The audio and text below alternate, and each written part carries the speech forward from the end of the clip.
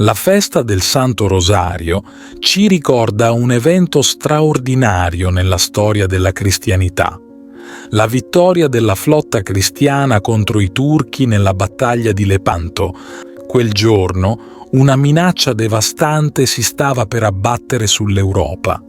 L'esercito ottomano, forte e numeroso, si preparava a portare distruzione e a espandere il suo dominio. Tuttavia, la cristianità, seppur inferiore in numero e risorse, rispose con fede, unendosi nella preghiera del Rosario guidata dal Papa e sostenuta da milioni di fedeli. In tutta Europa, uomini e donne, poveri e ricchi, alzarono i loro cuori alla Vergine Maria, implorando la sua protezione. E fu proprio lei, la regina del Santo Rosario, che rispose a quelle preghiere con un intervento straordinario. Mentre i cristiani combattevano in mare, i fedeli sulla terra recitavano il Rosario con devozione e l'esito della battaglia cambiò in modo miracoloso. La vittoria non fu solo un trionfo militare, ma una testimonianza del potere della preghiera e della protezione della Madonna. Per questo motivo, San Pio V, il Papa di allora, istituì la festa della Madonna della Vittoria, che 2 anni dopo fu rinominata come festa del Santo Rosario. Questa vittoria, attribuita alla Madonna, ci invita a riflettere sull'arma spirituale che permise quel miracolo, il Rosario. Questa devozione, che ha radici antichissime, risale agli anacoreti dei primi secoli e ai frati che, non potendo recitare tutti i salmi, sostituivano le loro preghiere con i Pater Noster. Con il tempo, alla recita del Pater si aggiunse l'Ave Maria, poi il Gloria Patri, fino ad arrivare alla forma che conosciamo oggi. Fu grazie a San Domenico che il Rosario si diffuse ampiamente tra i fedeli.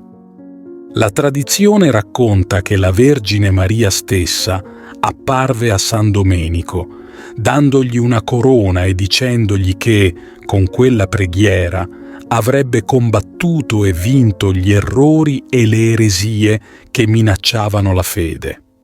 Da allora, il Rosario ha accompagnato i cristiani nei momenti di prova come una guida e una fonte di forza. La Madonna, apparendo in diversi luoghi come a Lourdes e a Fatima, ha confermato la potenza di questa preghiera, presentandosi spesso con la corona del Rosario in mano, come a indicare che essa è un'arma spirituale invincibile contro le tentazioni, i pericoli e i mali del mondo. Il Rosario, nella sua semplicità, è una preghiera accessibile a tutti. Composto dalle preghiere più familiari e dolci, quelle che ogni bambino impara fin dalla tenera età, il Rosario ci avvicina a Dio e ci immerge nei misteri più importanti della vita di Gesù e di Maria.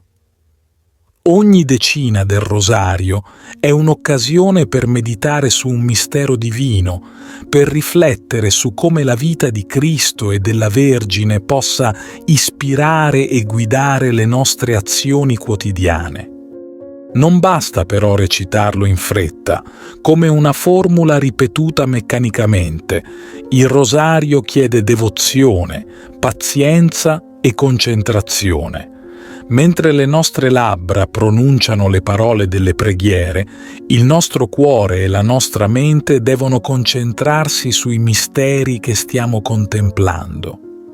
In questo modo, il Rosario diventa non solo una preghiera, ma una meditazione profonda, capace di trasformare il nostro spirito e di orientarci verso una vita più conforme agli insegnamenti di Cristo. Ogni volta che recitiamo il rosario, siamo invitati a fare un passo indietro dalla frenesia della vita quotidiana, a fermarci per riflettere sui grandi misteri della fede e a chiedere l'intercessione della Madonna perché ci guidi e ci protegga.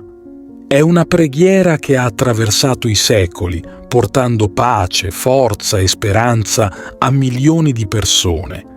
E oggi, come allora, il rosario rimane un'arma spirituale potentissima, un dono prezioso che ci permette di avvicinarci sempre di più a Dio attraverso le mani amorevoli della sua Santissima Madre.